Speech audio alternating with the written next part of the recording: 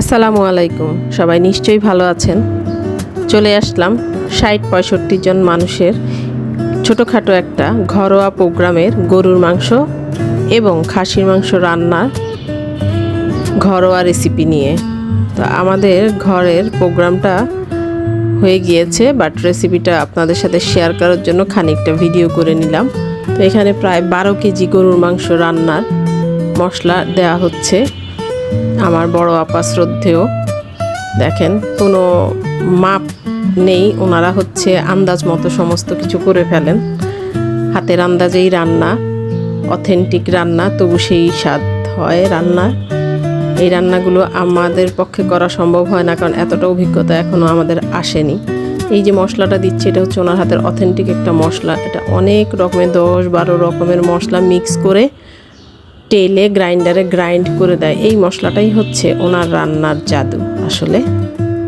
তো এই রান্নাগুলো যখন হচ্ছে তখন প্রায় রাত ১টা বাজে। এখানে ১২ থেকে ১৪ কেজি মতো মাংস হবে গরুর। তো সেটাই রান্নার জন্য হচ্ছে আমি ভিডিও করছি। এই তো মাংস নেড়ে চেড়ে এখন গরুর মাংসটা ঢেকে দেওয়া হলো। আর চলে আসলাম আবার পাশের চুলায় খাসির মাংস কষাবেন আপা ৬-৭ কেজির মতো। তো ওটার হচ্ছে মশলা দিচ্ছেন, পেঁয়াজ গরম মশলা কষিয়ে ফেলছে, একটু ভাজা ভাজা করবে আর কি।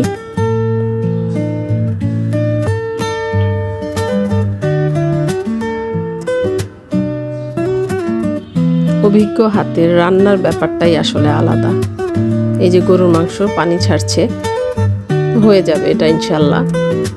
তো আমি একটু নিজেকে ভিডিও করলাম আপনাদের সাথে ফেস অফ হওয়ার জন্য। আসলে এটা হচ্ছে রাত প্রায় ২টা বাজে তখন। আপাত রান্না করছে, বাট আমি হচ্ছে একটু হেল্পিং হ্যান্ড প্লাস গল্প আড্ডায়। তো এই তো খাসির মাংসের বেরেস্তাগুলো একটু নেড়ে দিলাম।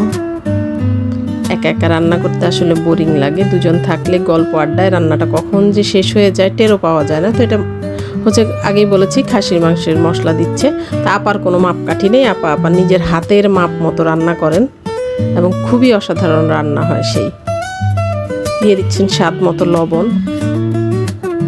অ্যাকচুয়ালি ঘরোয়া মশলা, এখানে বলার মতো কিছু নেই। গরু খাসিতে আপনি যা ইউজ করেন আমরাও তাই ইউজ করছি। হলুদ মরিচ, এই যে আদা বাটা দিচ্ছে, রসুন বাটা, তারপরে হচ্ছে জিরা ধনিয়া, গরম মশলা হচ্ছে এলাচ দারচিনি তেজপাতা লং গোলমরিচ, আর আপার সেই যে অথেন্টিক মশলা গ্রাইন্ডারে গ্রাইন্ড করা। যদি কখনো সুযোগ হয় ওনার কাছ থেকে আমি রেসিপিটা নিয়ে শেয়ার করব ইনশাল্লাহ। তো এই তো গরুর মাংস পানি উঠে গেছে, হয়ে যাবে। আর এই যে খাসির মাংস ছেড়ে দেওয়া হচ্ছে।